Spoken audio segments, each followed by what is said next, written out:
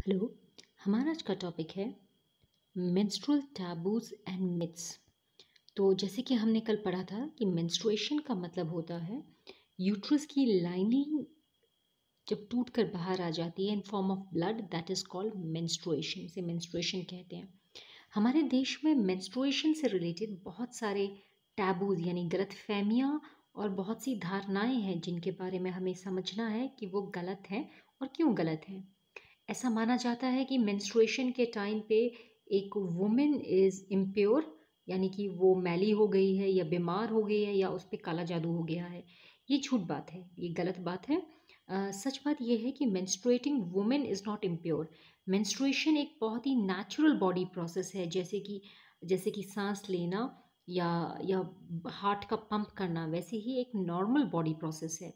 Menstrual fluid यानी कि जो मेंस्ट्रुएशन जब होता है तो उसमें सिर्फ ब्लड होता है और वो टिश्यू होता है जो बेबी को खाना प्रोवाइड करने के लिए यूज़ किया जाने वाला था।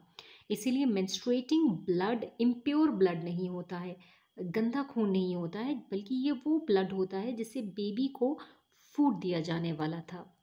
दूसरी गलतफहमी ये मानी जाती है कि एक मेंस्ट्रुएटिंग वुमेन प्रेयर नहीं कर सकती, पूजा नहीं कर सकती या किसी रिलीजियस सेरेमनी में नहीं जा सकती है या कोई भगवान को टच नहीं कर सकती या मंदिर के अंदर एंटर नहीं कर सकती है। एक मेंस्ट्रुएटिंग वुमेन इम्प्योर नहीं है, लेकिन ज़्यादातर लोगों के रिलीजियस सेंटिमेंट्स का ख्याल रखने के लिए एक मेंस्ट्रुएटिंग वुमेन मंदिर में नहीं जाती है। ऐसा माना जाता है कि मेंस्ट्रुएशन के टाइम एक वुमेन के अंदर बहुत स्ट्रॉन्ग एनर्जीज होती हैं, स्ट्रॉन्ग वाइब्रेशन होती है, तो वो मंदिर के गर्भगृह की वाइब्रेशन के साथ इंटरफेयर करती हैं। इसीलिए ज़्यादातर एक मेंस्ट्रुएटिंग वुमेन को मंदिर में जाने से पहले ज़माने में मना किया जाता है। हालांकि ऐसी धारणाओं का भी कोई बेस नहीं है। उसके अलावा अगर हम डिस्कस करें, ये भी माना जाता था कि एक मेंस्ट्रुएटिंग वुमेन को खाना नहीं बनाना चाहिए या किचन में नहीं जाना चाहिए, क्योंकि किचन में जाने से खाने की चीज़ें ख़राब हो जाएंगी, जैसे कि अचार ख़राब हो जाएगा या दूध फट जाएगा और लोग बीमार हो जाएंगे। ये भी गलतफहमी है। मैं किचन में मेंस्ट्रुएशन में जाने से कोई प्रॉब्लम नहीं होती है। अगर हाइजीन का मेथड रखा जाए तो मेंस्ट्रुएटिंग वुमेन खाना बना भी सकती है और प्रॉपर्ली खाना खा भी सकती है। ऐसा भी माना जाता था कि मेंस्ट्रुएटिंग वुमेन अगर किसी की मेंसेस हो रहे हैं, मेंस्ट्रुएशन चल रहा है, तो अगर वो अचार या ब्रेड टच करेंगी तो वो खाना खराब हो जाएगा। इसका कोई मॉडर्न साइंटिफिक टेस्ट नहीं है कि ये सच है। इनफैक्ट ये सिर्फ एक गलत धारणाएं ही है। अगर मेंसेस के टाइम भी a women is a natural person, जैसे कि कोई इंसान सांस ले रहा है, उसमें कोई सुपर पावर्स नहीं आ जाती जिससे अचार खराब हो जाता है या ब्रेड खराब हो जाता है या दूध फट जाता है।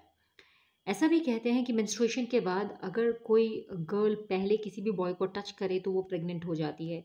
ये बात भी गलत है। Pregnancy physical normal physical contact से नहीं होता है, जैसे कि टचिंग, हगिंग, किसिंग, बल्कि अनप्रोटेक्टेड सेक्सुअल इंटरकोर्स के थ्रू होता है। यानी कि अनप्रोटेक्टेड मीन्स जहाँ पे कॉन्डम्स का इस्तेमाल ना हो, तो दैट इज़ कॉल्ड अनप्रोटेक्टेड। और सेक्सुअल इंटरकोर्स यानी कि मेल अपना पीनिस विजाइना के अंदर स्पर्म्स को रिलीज करे, दैट इज सेक्सुअल इंटरकोर्स। उस टाइम पे प्रेगनेंसी होती है, अदरवाइज प्रेगनेंसी नहीं होती है।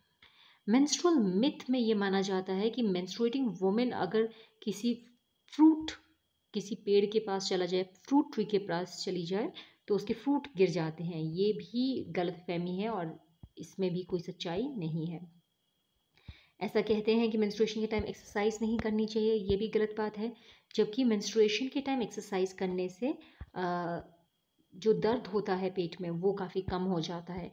मेंस्ट्रुएशन अलग अलग विमेन में अलग अलग होता है। कुछ गर्ल्स में मेंस्ट्रुएशन सिर्फ 2 से 3 डेज तक होता है और कुछ गर्ल्स में 6 to 10 डेज तक भी मेंस्ट्रुएशन होता है। ये अलग गर्ल टू गर्ल डिपेंड करता है। कुछ लोगों को मेंस्ट्रुअल के टाइम में पेन होता है और कुछ लोगों को बिल्कुल भी पेन नहीं होता है। कुछ लोगों को बहुत ज़्यादा ब्लीडिंग होती है और कुछ लोगों को बहुत कम ब्लीडिंग होती है। अगर अगर आपको, आपकी सिस्टर को, आपकी मदर को, आपकी फैमिली में किसी भी वुमेन को अगर मेंस्ट्रुएशन के टाइम पेन हो तो उसे हॉट वाटर बैग देना चाहिए पेट के पास रखने के लिए, उससे आराम मिलता है। दवाइयों को अवॉइड करना चाहिए, कम से कम दवाइयाँ खानी चाहिए। कोबरा आसन करने से भुजंग आसन करने से भी मेंस्ट्रुअल पेन्स काफ़ी कम होते हैं। काफ़ी सारे योगिक आसन्स होते हैं जिनको करने से एक्सरसाइज पेन काफ़ी कम होता है, दर्द काफ़ी कम होता है। बहुत सारे फ्रूट्स भी ऐसे होते हैं जो मेंसेस के टाइम पे पेन को रिड्यूस करते हैं। ऐसा माना जाता है कि मेंस्ट्रुअल पेन कितना ख़राब होता है, इट इज़ सो बैड कि ऐसा लगता है कि आप किसी को मार रहे हैं बुरी तरह से। That is as bad as a menstrual pain. Menstrual pain जब हो तो अपने पेट के पास हॉट वाटर बॉटल रखनी चाहिए, योगा पोजेस और हल्की एक्सरसाइज करनी चाहिए और डेयरी प्रोडक्ट को कम कम करना चाहिए, यानी कि मिल्क के प्रोडक्ट्स कम खाने चाहिए। ये योगा एक्सरसाइजेज हैं जो मेंस्ट्रुएशन के टाइम काफ़ी हेल्प करते हैं। उसके अलावा लाइट चाय पीने से, अदरक, पेपरमिंट, पार्सली और एक्सरसाइज करने से आपका मेंस्ट्रुएशन के टाइम दर्द काफ़ी कम होता है। गर्म पानी से नहाने से भी मेंस्ट्रुएशन का दर्द काफ़ी कम हो जाता है।